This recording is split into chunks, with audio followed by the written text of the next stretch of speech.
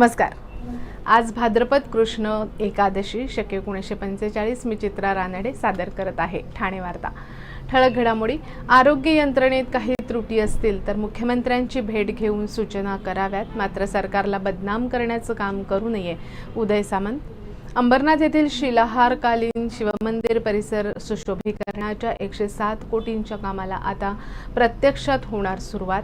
आणि सेफेक्स पे आउट कंपनीचे software hack करून 25 कोटी रुपयांची फसवणूक केल्याची धक्कादायक घटना उघडकीस। या आणि इतर घडामोडी विस्तृतपणे पण काही क्षणातच आमच्या फेसबुक, यूट्यूब आणि संकेतस्थळाला सबस्क्राइब करायला विसरू नका। आपण पाहत आहात श्री स्थानक वाहिनी, ठाणे जिल्ह्याचं मुख्य व्यासपीठ। ठाणे वार्ता पहा श्री स्थानक वाहिनीवर। आता सकाळी 9:15 पासून रात्री 9:15 पर्यंत ठाणे वार्ता, ठाण्यातील पहिलं दृकश्राव्य माध्यम। ठाणे वार्ता आणि श्री स्थानक वाहिनीचं लाईव्ह स्ट्रीमिंग ठाणेवार्ता.com वरील लाईव्ह स्ट्रीमवर क्लिक करा आणि अगदी मोबाईलवरही ठाणे वार्ता श्री स्थानक वाहिनीचा आनंद लुटा। यासाठी आमचं ॲप डाउनलोड करा। ठाणे वार्ता पहा श्री स्थानक वाहिनीवर। आता सकाळी 9:15 पासून रात्री 9:15 पर्यंत ठाणे वार्ता, ठाण्यातील पहिलं दृकश्राव्य माध्यम।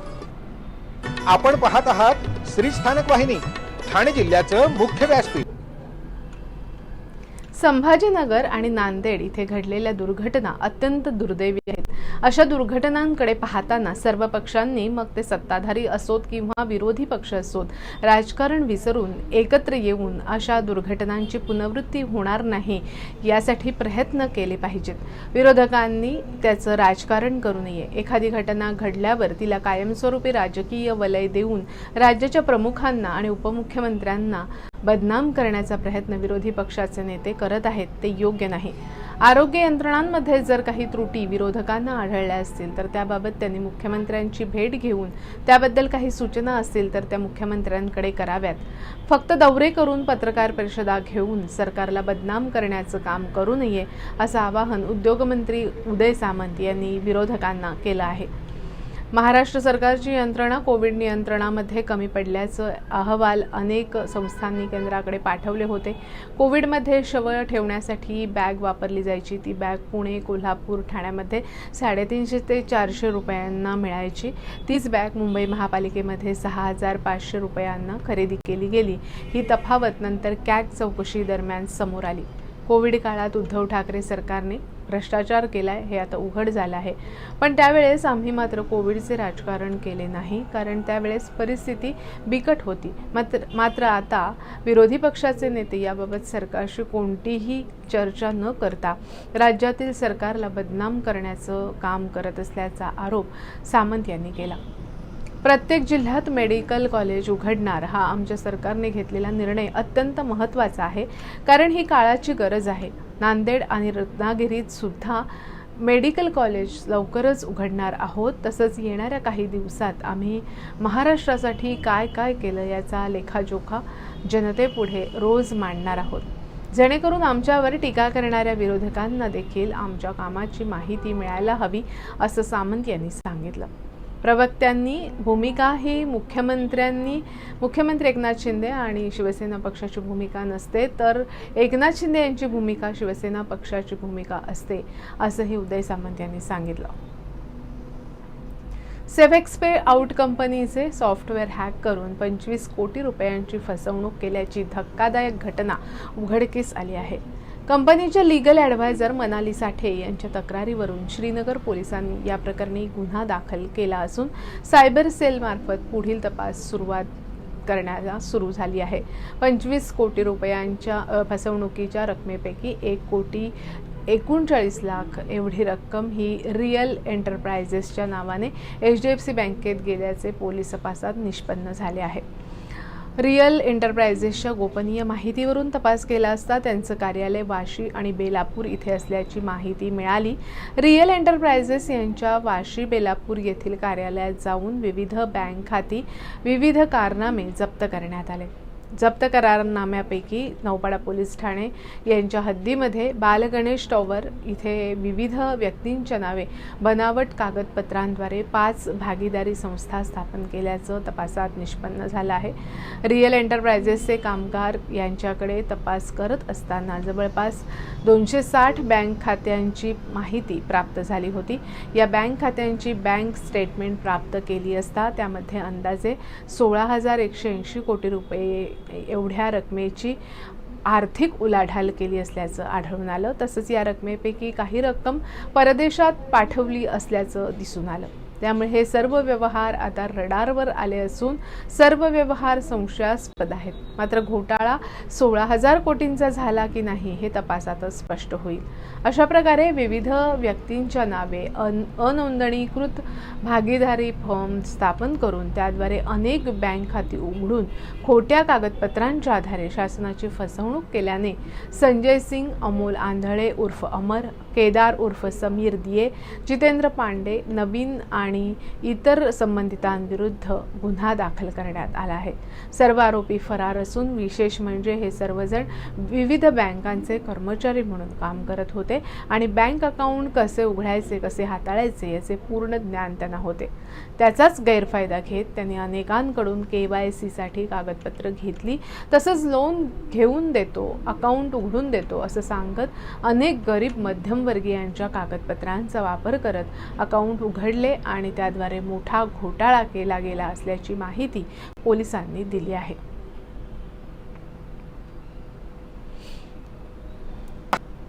आपण पाहत आहात श्री स्थानक वाहिनी, ठाणे जिल्ह्याचं मुख्य व्यासपीठ। ठाणे वार्ता पहा श्री स्थानक वाहिनीवर। आता सकाळी 9:15 पासून रात्री 9:15 पर्यंत ठाणे वार्ता, ठाण्यातील पहिलं दृकश्राव्य माध्यम। ठाणे वार्ता आणि श्री स्थानक वाहिनीचं लाईव्ह स्ट्रीमिंग ठाणेवार्ता.com वरील लाईव्ह स्ट्रीमवर क्लिक करा आणि अगदी मोबाईलवरही ठाणे वार्ता श्री स्थानक वाहिनीचा आनंद लुटा। यासाठी आमचं ॲप डाउनलोड करा। आपला परिसर स्वच्छ आणि सुंदर ठेवण्यासाठी ठाणे महापालिकेत सहकार्य करा। ओला सुका कचरा वेगवेगळा जमा करा आणि रोगराईपासून मुक्तता मिळवा। डॉक्टर आणि रुग्णांचं पिढ्यानपिढ्यांचं जिव्हाळ्याचं नातं म्हणजेच डॉक्टर बेडेकर हॉस्पिटल। आता अत्याधुनिक सोयी सुविधा आणि तंत्रज्ञान युक्त वंध्यत्व निवारण केंद्रात IVF आणि टेस्ट ट्यूब बेबीची ही सुविधा। डॉक्टर बेडेकर हॉस्पिटल, महर्षी कर्वेपथ, ठाणे। 65 वर्षांची निरंतर सेवा। ठाणे वार्ता पहा श्री स्थानक वाहिनीवर। आता सकाळी 9:15 पासून रात्री 9:15 पर्यंत ठाणे वार्ता, ठाण्यातील पहिलं दृकश्राव्य माध्यम। आपण पाहत आहात श्री स्थानक वाहिनी, ठाणे जिल्ह्याचं मुख्य व्यासपीठ। अंबरनाथ येथील शिलाहारकालीन शिवमंदिर परिसर सुशोभीकरणाच्या कामाला आता प्रत्यक्षात सुरुवात होत आहे। 1000 वर्षांपूर्वीच्या प्राचीन संस्कृतीचा ठळक पुरावा असलेले हे उत्कृष्ट वास्तुवैभव सुशोभीकरण प्रकल्पामुळे नव्यानं उजळून निघणार आहे। या प्रकल्पाच्या 107 कोटी रुपयांच्या कामाचे कार्यादेश नुकतेच देण्यात आले आहेत, त्यामुळे कामाला आता सुरुवात होणार आहे। या प्रकल्पांतर्गत मंदिराच्या मूळ संरचनेला कुठेही धक्का न लावता नव्याने अनेक वास्तूंची उभारणी करण्यात येणार आहे। यामुळे प्राचीन शिवमंदिर परिसराचा चेहरामोहरा बदलणार आहे। काशी विश्वनाथ मंदिर परिसर विकास प्रकल्पाच्या धर्तीवर या मंदिर परिसराचा विकास करण्यात येणार आहे। अंबरनाथ शहरात सुमारे 1000 वर्षापूर्वीचे शिलाहारकालीन प्राचीन शिवमंदिर आहे। या मंदिरातील कलाविष्काराच्या माध्यमातून शिवमंदिरांची देशभरात नव्याने ओळख झाली आहे। याबरोबरच खासदार श्रीकांत शिंदे यांनी अंबरनाथ नगरपालिकेच्या मदतीने आणि मुख्यमंत्री एकनाथ शिंदे यांच्या मार्गदर्शनाखाली मंदिर परिसराच्या सुशोभीकरणाचा सविस्तर प्रस्ताव तयार केला होता।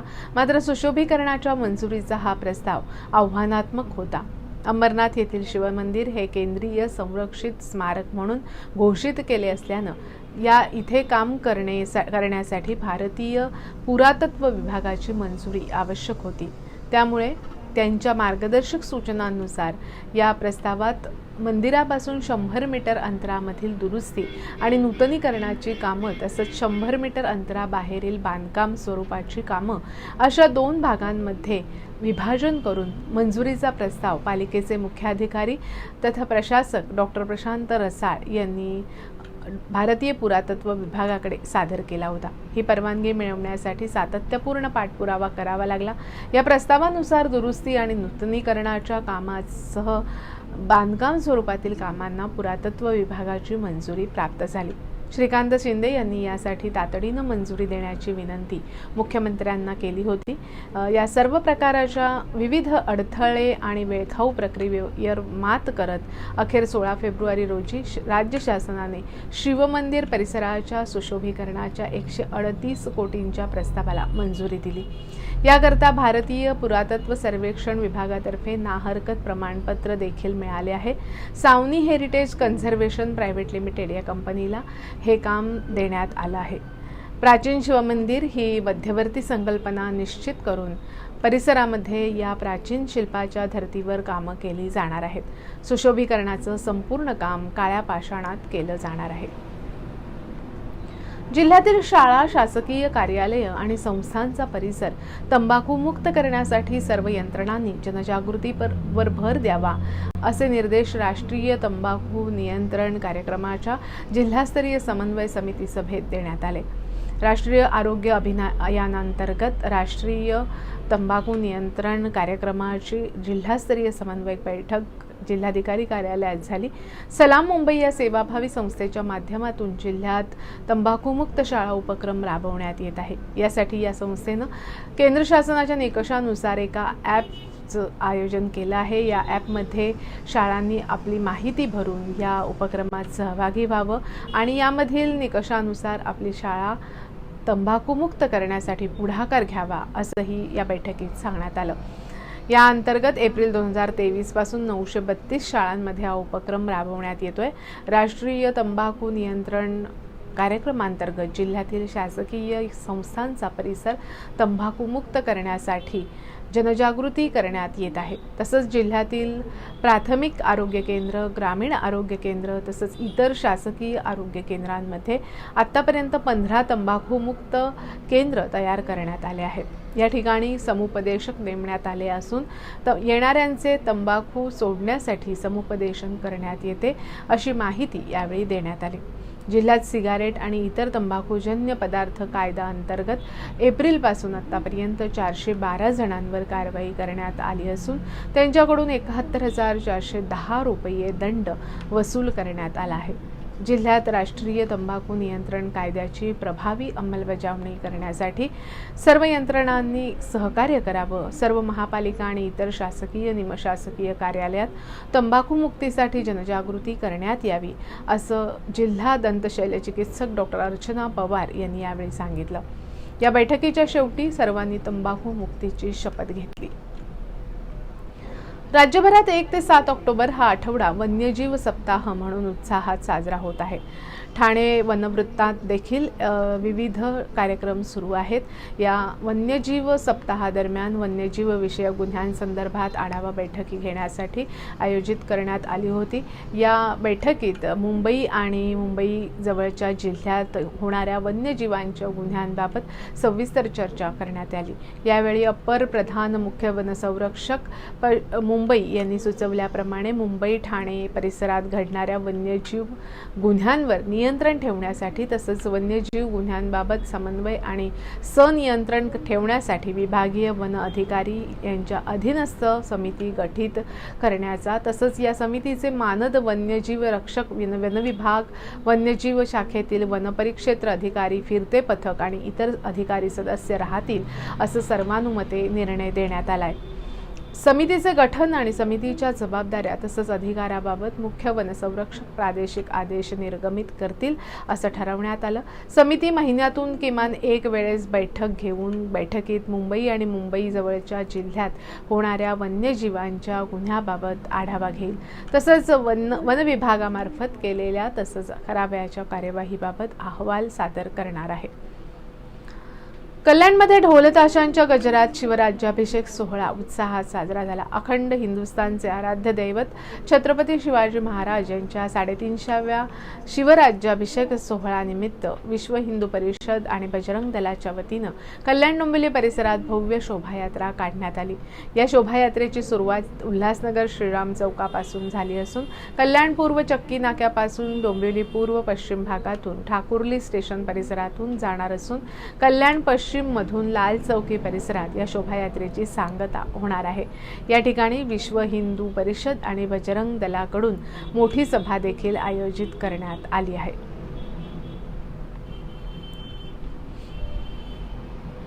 सर्व नागरिकांना आवाहन करण्यात येत आहे की सध्या डासांमार्फत पसरणाऱ्या डेंग्यू या आजाराचा प्रसार रोखण्यासाठी प्रत्येकाने पुढील प्रमाणे कार्यवाही करावी. डेंग्यू आजार एडिस इजिप्ती हा डास चावल्याने होतो. या डासांची पैदास साचलेल्या किंवा साचवलेल्या स्वच्छ पाण्यामध्ये होते. 8 दिवसांपेक्षा जास्त दिवस पाणी उघडे व साचून राहिल्यास त्यात डास अंडी घालतात. अंड्यांच्या अळ्या तयार होऊन पुढे डास तयार होतात. यासाठी आपल्या घरातील पाणी साठे उदाहरणार्थ बॅरल्स, पिंपे, टाक्या, हौद, रांजणे इत्यादी दर आठवड्याला रिकामे करून घासून पुसून कोरडे करून पुन्हा भरावे. 1 दिवस कोरडा दिवस म्हणून पाळावा.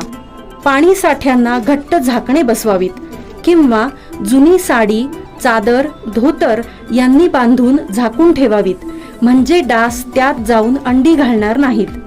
घराच्या गच्चीवर, आजूबाजूला, अंगणात कोठेही पाणी साचू देऊ नये. भंगार सामान उघड्यावर टाकू नये. उदाहरणार्थ टायर्स, प्लास्टिक सामान, कुंड्या, टाकाऊ वस्तू इत्यादी. अशा सामानात पावसाचे पाणी साठून त्यात डेंग्यूच्या डासांची पैदास होते. घरातील कूलर्स, फ्रीजच्या पाठीमागील ट्रे हे देखील वेळोवेळी कोरडे करावेत. लक्षात ठेवा, नुसत्या फवारणीने डास घनता कमी होत नाही, तर त्यासाठी डास पैदास ठिकाणे नष्ट करणे ही आपल्या सर्वांची जबाबदारी आहे. कोणताही ताप अंगावर न काढता जवळच्या शासकीय रुग्णालयात मोफत औषधोपचार घ्या. अशा प्रकारे नागरिकांनी सहकार्य केल्यास डेंग्यूचा प्रसार रोखणे सहज शक्य आहे.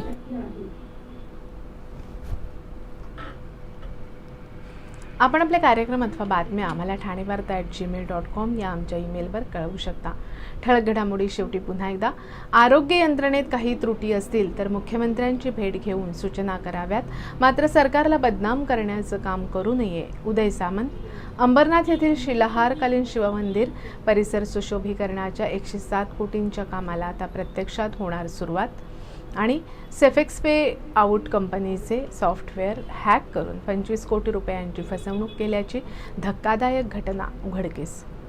या होत्या ठाणे वार्ता. आपली एखादी बातमी पाहायची राहून गेल्यास आपण ठाणेवार्ता.in या आमच्या संकेतस्थळाला अथवा फेसबुक पेज तसंच यूट्यूब चॅनेलला अवश्य भेट द्या.